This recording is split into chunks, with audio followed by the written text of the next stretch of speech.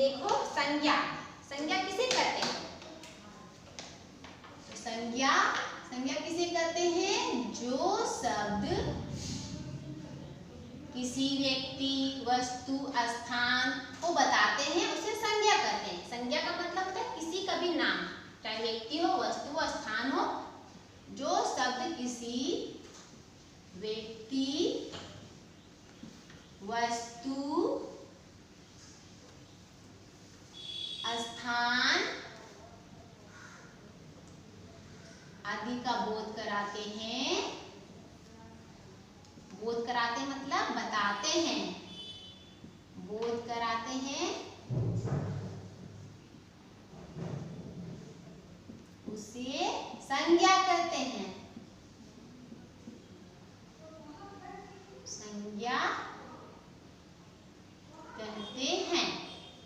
तो संज्ञा किसी भी व्यक्ति, वस्तु, स्थान का नाम होता है। इसमें जानवर, पशु, पक्षी सभी आते हैं। ये मैं तुम्हें एक कॉलम बनाती हूँ और इसे तुम्हें बताती हूँ, इसे तुम्हें फिर से रिपीट हो जाएगा। मैं रिपीट कर रही हूँ इसे, देखो।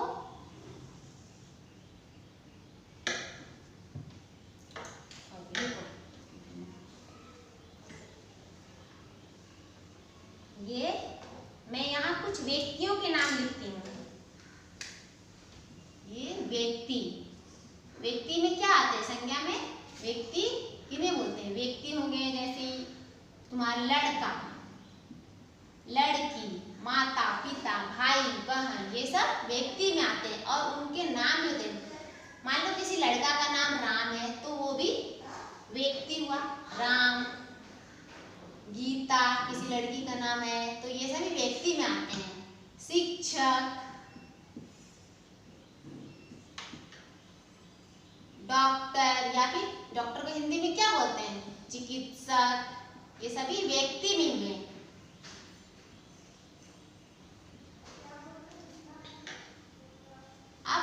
अब क्या है इसमें? वस्तु, वस्तु में क्या आते हैं? वस्तु में कोई भी सामान, चाहे वो घर में पंखा हो, टीवी, फ्रिज, मेज, बैग, थैला, जो भी गिलास है, किचन में गिलास, कटोरी, चम्मच, सब वो सभी वस्तुओं में आते हैं। ये सभी वस्तुओं के नाम हैं। स्थान, स्थान में क्या है? स्थान, हमारा घर वो एक स्थान है।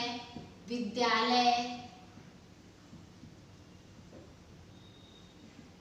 विद्यालय, पार्क, अस्पताल, मंदिर, मस्जिद, चर्च, ये सभी स्थान हैं, स्थान में आते हैं। और भी बहुत सारे स्थान हैं। देश, राज्य के नाम, ये सभी स्थान में आते हैं। भारत, भारत एक देश है, वो एक स्थान है। जानवरों के नाम, पशु पक्षियों के नाम, ये सभी पशु या पक्षी के नाम, पशु या पक्षियों के नाम होते हैं, वो भी संज्ञा में आते हैं। हाँ, ये सभी सब संज्ञा कहलाते हैं। इनके जो भी नाम होते हैं संज्ञा, किसी का भी नाम वो संज्ञा होता है। पशु पक्षी में क्या आएंगे? गाय, भैंस, मोर, तोता, इसी तरह जो भी नाम हुए वो सभी संज्ञा हुए। किसी व्यक्ति, वस्तु, स्थान, पशु पक्षी, या फिर गाड़ियों के नाम, दिनों के नाम, जैसे हम लोग बोलते हैं रविवार, सोमवार, ये सब क्या है? ये भी नाम है, दिन के नाम है। महीनों के नाम, जनवरी, फरवरी, सभी संज्ञा होते हैं। ये सभी शब्द संज्ञा होते हैं। ये सब तो तुम्हारा हो गया संज्ञा किसे कहते हैं। अब मैं तुम्हें इसके आगे मैं तुम्हें बता रही हूँ संज्ञा के भेद। अब इसके आगे पढ़ो तुम संज्ञा के भेद। संज्ञा के भेद के बारे में मैं तुम्हें बताऊंगी। संज्ञा के 3 भेद होते हैं। जातिवाचक संज्ञा, व्यक्तिवाचक संज्ञा, भाववाचक संज्ञा। ये 3 भेद अभी मैं बता रही हूँ तुम्हें। इसे तुम समझो अच्छी तरह से कि किसे जातिवाचक कहते हैं। तो संज्ञा के भेद में देखो, संज्ञा के भेद। संज्ञा संज्ञा के भेद में मैं तुम्हें 3 भेद बता रही हूँ। इसमें है, ये देखो, जातिवाचक, ये जातिवाचक, सेकंड में हो गया व्यक्तिवाचक,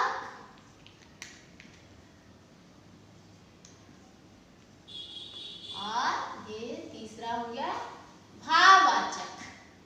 तो संज्ञा के ये 3 भेद हैं, जातिवाचक, व्यक्तिवाचक, भाववाचक। तो मैं सबसे पहले तुम्हें जातिवाचक के बारे में बता दूंगी। जातिवाचक में एक जैसे प्राणी का बोध होता है, एक जैसे प्राणियों का पता चलता है। एक जैसे कोई भी प्राणी हो, जानवर हो, स्थान हो, वस्तु हो, वो सभी जातिवाचक संज्ञा होते हैं। तो पहले मैं जातिवाचक के बारे में तुम्हें समझाती हूँ। जातिवाचक संज्ञा, ये जातिवाचक संज्ञा, इसमें एक जैसे प्राणियों का बोध होता है। एक जैसे कोई प्राणी हो, जैसे पिता। पिता क्या है? कोई पिता एक तो नहीं होते हैं, सबके पापा होते हैं, पिता, माता होती हैं, शिक्षक, बहुत सारे शिक्षक है, ये सब एक जैसे प्राणी हुए। कोई एक शिक्षक तो नहीं है, बहुत सारे शिक्षक हैं, बहुत सारे जानवर होते हैं, जैसे कुत्ता, गाय, ये सब जातिवाचक में आते हैं। वो एक गाय, एक जैसे प्राणी हो गए, बहुत सारी गाय होती हैं, तो जातिवाचक संज्ञा। जो शब्द, जो संज्ञा शब्द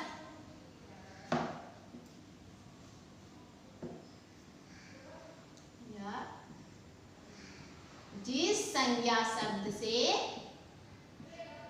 जिस संज्ञा शब्द से एक जैसे प्राणियों, एक जैसे प्राणियों, प्राणियों में इंसान, मनुष्य, जानवर, पशु, पक्षी सभी होते हैं।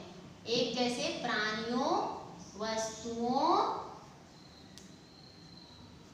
स्थानों या स्थानों का बोध हो, या इसका पता चले। जिस संज्ञा शब्द से एक जैसे प्राणियों, वस्तुओं या स्थानों का बोध हो, उसे जातिवाचक संज्ञा कहते हैं।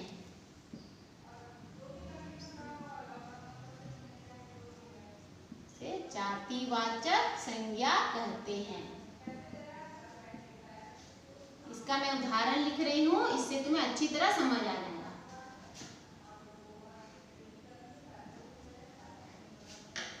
इसका मैं यहाँ लिख रही हूँ, जैसे, जैसे इसमें क्या आएंगे,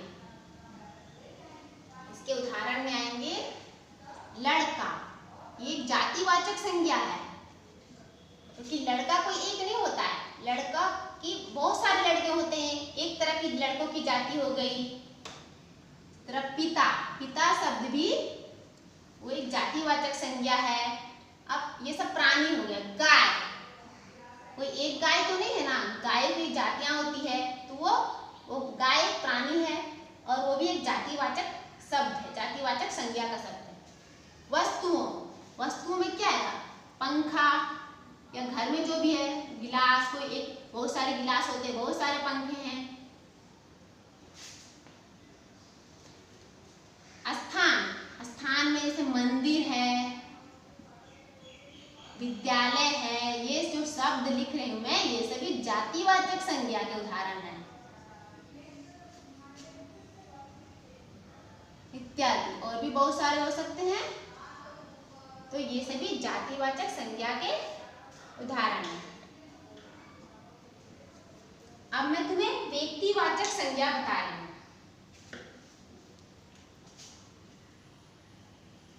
व्यक्तिवाचक संज्ञा में किसी भी प्राणी, वस्तु, स्थान का एक विशेष नाम होता है, स्पेशल नेम, एक विशेष नाम होता है। उनको हम किसी नाम से बुलाते हैं। अब कोई लड़का है, अब उसको हम राम, उसका नाम राम है, तो वो क्या हो गया? लड़का जातिवाचक है। लेकिन जब हम बोलते हैं लड़के का नाम, उसे राम नाम से बुला रहे हैं, तो वो व्यक्तिवाचक संज्ञा कहलाता है। वो शब्द व्यक्तिवाचक संज्ञा में आता है। तो ये देखो, व्यक्तिवाचक संज्ञा। व्यक्तिवाचक संज्ञा।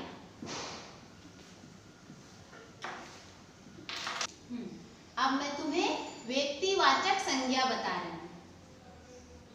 जातिवाचक तो मैं बताई, अब व्यक्तिवाचक संज्ञा। व्यक्तिवाचक संज्ञा में किसी भी प्राणी, वस्तु, स्थान का एक विशेष नाम होता है, तो वो व्यक्तिवाचक संज्ञा कहलाता है। व्यक्तिवाचक संज्ञा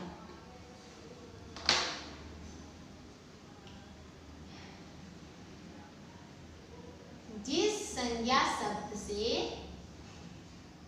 जो भी संज्ञा शब्द है, जिस संज्ञा शब्द से किसी प्राणी, वस्तु, स्थान आदि के विशेष नाम का बोध हो, विशेष नाम, उनके स्पेशल नाम का, विशेष नाम का बोध हो,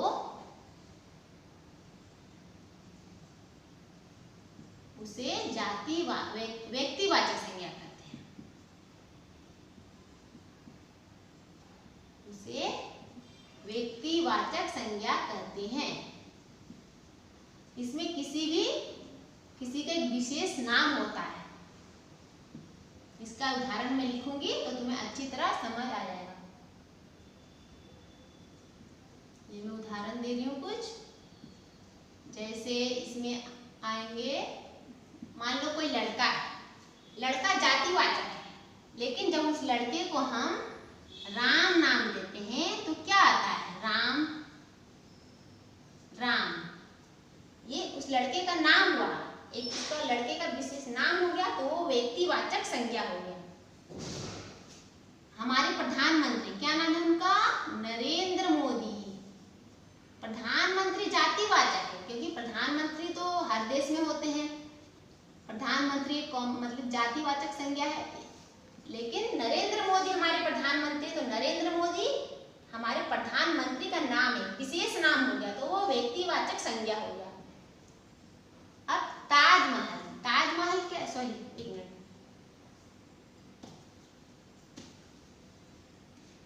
कल्पना चावला, कल्पना चावला, कल्पना चावला स्पेस में गई थी ना, कल्पना चावला, वो क्या है? वो व्यक्तिवाचक संज्ञा है, क्योंकि कल्पना चावला एक नाम है। अब हमारे राष्ट्रपति, क्या नाम है उनका? रामनाथ कोविंद। वो भी क्या हुए? वो व्यक्तिवाचक संज्ञा हुए, क्योंकि वो एक नाम है। अब अमिताभ बच्चन, वो एक अभिनेता है।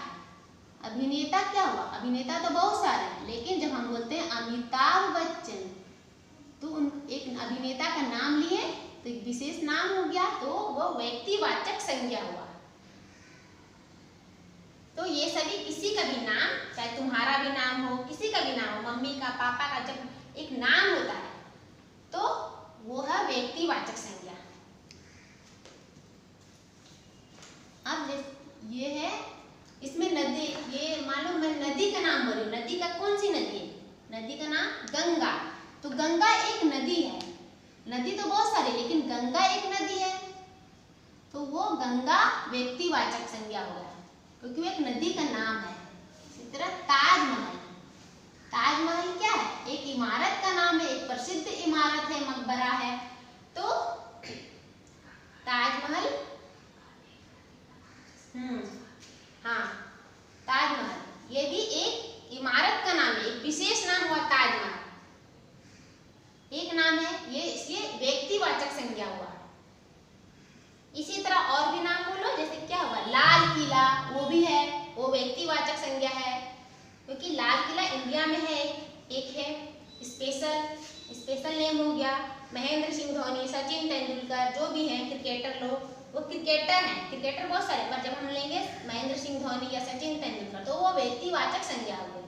व्यक्तिवाचक मतलब समझ लो किसी का भी नाम, चाहे नदी का नाम हो, इमारत का नाम हो, किसी व्यक्ति का नाम हो, वो सभी व्यक्तिवाचक संज्ञा होते हैं।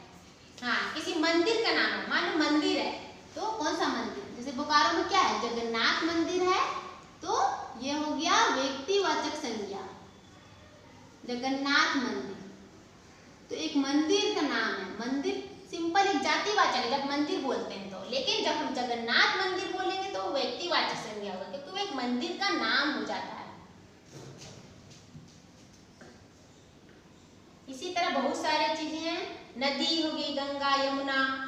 अब हम बोलते हैं रविवार, या फिर महीनों के नाम होते हैं जनवरी, फरवरी, ये सब भी क्या है, व्यक्तिवाचक है, क्योंकि एक दिन का नाम है रविवार। इसी तरह जनवरी, महीनों 12 महीने होते हैं, लेकिन उनमें एक महीना हुआ जनवरी। इसी तरह 7 दिन होते हैं, लेकिन रविवार एक दिन हुआ, तो एक रविवार दिन का नाम हुआ, एक महीना का नाम हुआ, तो ये सभी व्यक्तिवाचक संज्ञा है। इसी तरह बहुत सारे और भी नाम जो भी होते हैं वे व्यक्तिवाचक संज्ञा होते हैं। अब रंगों के नाम है, लाल है, पीला है, हरा है, तो ये सब क्या हुआ, रंगों के नाम व्यक्तिवाचक संज्ञा में आते हैं। अब मैं तुम्हें भाववाचक संज्ञा के बारे में बताऊंगी। जातिवाचक संज्ञा और व्यक्तिवाचक संज्ञा के बारे में मैंने बताया, अब मैं तुम्हें भाववाचक संज्ञा के बारे में बताती हूँ। भाववाचक संज्ञा में होता है किसी भी जो भी प्राणी होते हैं या कोई भी वस्तु या प्राणी का जो भी भाव होता है या उसका गुण दोष होता है, उसकी दशा अवस्था होती है, वो सभी उसमें बताया जाता है, उससे पता चलता है भाववाचक संज्ञा में।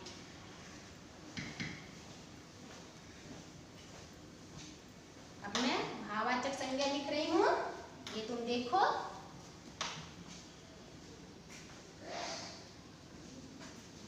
भाववाचक संज्ञा,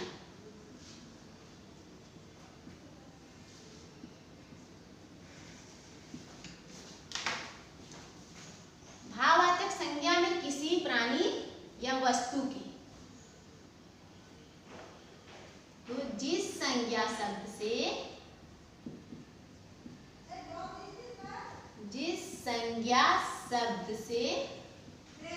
किसी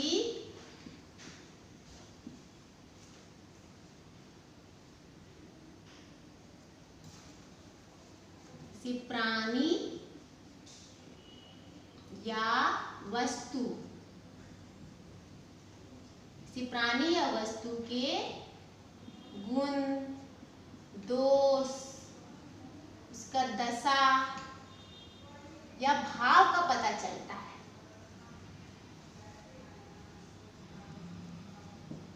या भाव का बोध होता है या फिर पता चलता है, तो उसे भाववाचक संज्ञा कहते हैं।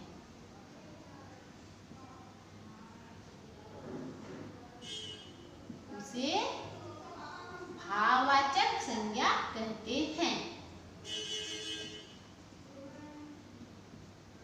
इसके भी उदाहरण लिखूंगी तो तुम्हें समझ आ जाएंगे। जिस संज्ञा सबसे किसी प्राणी या वस्तु के गुण दोष दशा या भाव का बोध होता है, उसे भाववाचक संज्ञा कहते हैं। इसमें जैसे आ जाएगा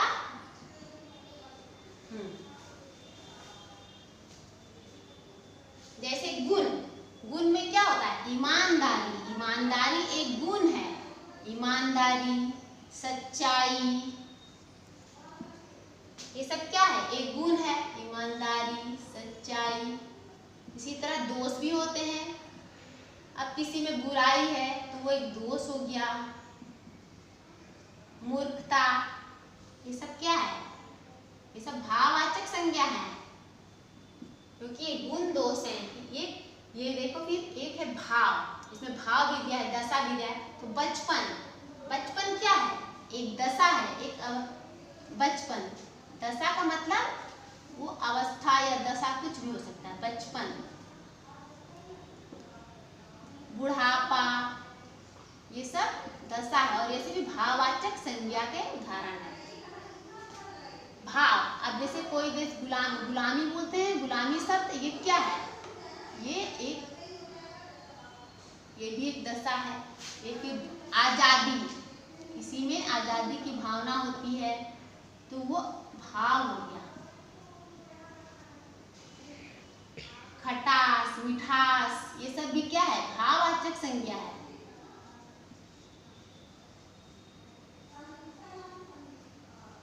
बहादुरी, वीरता और भी बहुत सारे होते हैं भाववाचक संज्ञा के उदाहरण।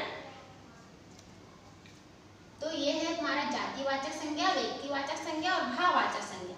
जातिवाचक संज्ञा में जो भी प्राणी या वस्तु स्थान वो एक ही तरह के, मतलब एक ही तरह के होते हैं। जैसे एक ही तरह के प्राणी है, मनुष्य, जानवर बहुत सारे होते हैं, तो वो जातिवाचक में आते हैं, लड़का या कोई गाय, भैंस या जानवर। और व्यक्तिवाचक में किसी भी प्राणी, वस्तु, स्थान का एक विशेष नाम होता है, उसको उनको हम एक विशेष नाम से जानते हैं। चाहे वो प्रधानमंत्री हो का नाम हुआ, या फिर किसी स्थान का नाम हुआ, किसी इमारत का नाम हुआ, वो सभी व्यक्तिवाचक में होते हैं। और भाववाचक में हुआ है कि किसी भी, जो भी प्राणी या वस्तु में गुण दोष होता है, या उसका कुछ भाव प्रकट होता है, या उसकी दशा बताती है कि वो चीज कैसा है, तो वो सभी भाववाचक संज्ञा में आते हैं। इसमें ईमानदारी है, सच्चाई है, बुराई, अच्छाई, बचपन, बुढ़ापा, ये सभी भाववाचक संज्ञा वाले शब्द हैं।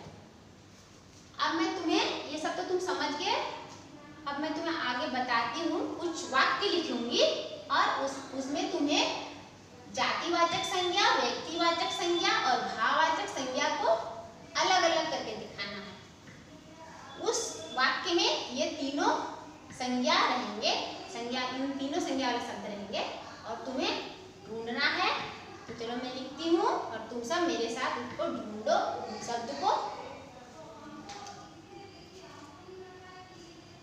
तो मैं एक वाक्य लिख रही हूँ, ये देखो नंबर में लिख रही हूँ। भगत सिंह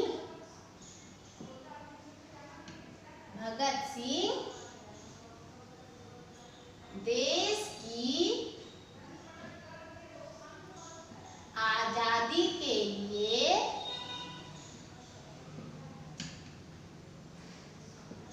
शहीद हो गए। भगत सिंह देश की आजादी के लिए शहीद हो गए। अब इसमें तुम्हें ढूंढना है जातिवाचक संज्ञा, व्यक्तिवाचक संज्ञा और भाववाचक संज्ञा।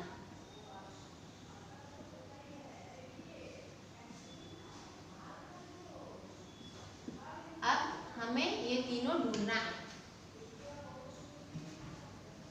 भाववाचक संज्ञा, जातिवाचक संज्ञा, व्यक्तिवाचक संज्ञा, भाववाचक संज्ञा। अब तुम सब मुझे बताओ, भगत सिंह देश की आजादी के लिए शहीद हो गए, इसमें जातिवाचक संज्ञा क्या है? जातिवाचक संज्ञा है देश।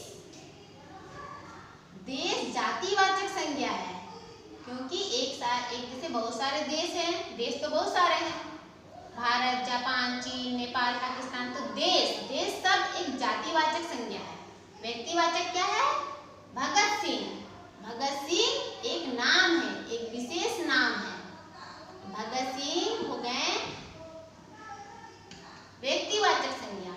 और भाववाचक संज्ञा इसमें क्या हुआ? आजादी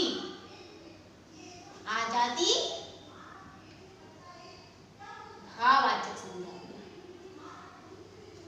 अब मैं एक और वाक्य लिख रही हूँ, इसमें भी इसी तरह से हम जातिवाचक संज्ञा, व्यक्तिवाचक संज्ञा और भाववाचक संज्ञा ढूंढेंगे। ठीक है?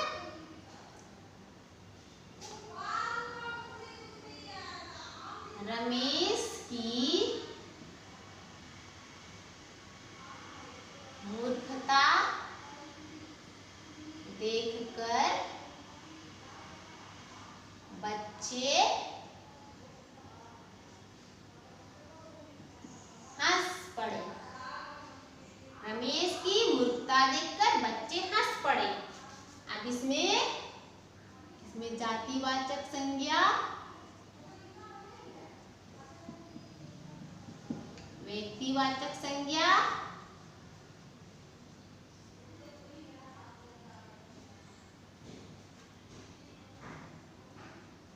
जातिवाचक संज्ञा, व्यक्तिवाचक संज्ञा और भाववाचक संज्ञा ढूंढो। तो तुम सब ढूंढो। रमेश की मूर्खता देखकर बच्चे हंस पड़े। क्या होगा इसमें? जातिवाचक। क्या होगा जातिवाचक? बच्चे, क्योंकि बच्चे तो बहुत सारे होते हैं। बच्चे, बच्चे से किसी एक बच्चे को तो पता नहीं चल रहा ना, बहुत सारे बच्चे हैं। बच्चे तो जातिवाचक संज्ञा हुआ। अब इसमें व्यक्तिवाचक संज्ञा क्या हुआ? किसी का नाम है यहाँ पर रमेश, रमेश हो गया व्यक्तिवाचक संज्ञा। भाववाचक संज्ञा हुआ इसमें मूर्खता, एक उसका दोष हो गया मूर्खता, ये भाववाचक संज्ञा हुआ। अब मैं एक और वाक्य लिखती हूँ, इसमें बताना तुम इसमें कौन सा शब्द जातिवाचक है, कौन सा व्यक्तिवाचक है और कौन भाववाचक है। अगर तुम इसे अच्छी तरह से समझोगे तो ये तुम बहुत आसानी से, जो भी वर्कशीट तुम्हें जाएगी ना, उसे बहुत आसानी से कर लोगे। तो इसे बहुत अच्छे से देखना और समझना। मैं एक और वाक्य लिख रही हूँ, ये देखो।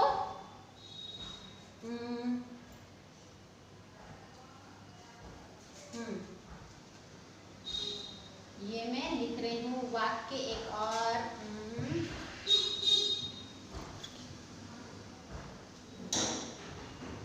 पर्वतों में, सभी पर्वतों में, सभी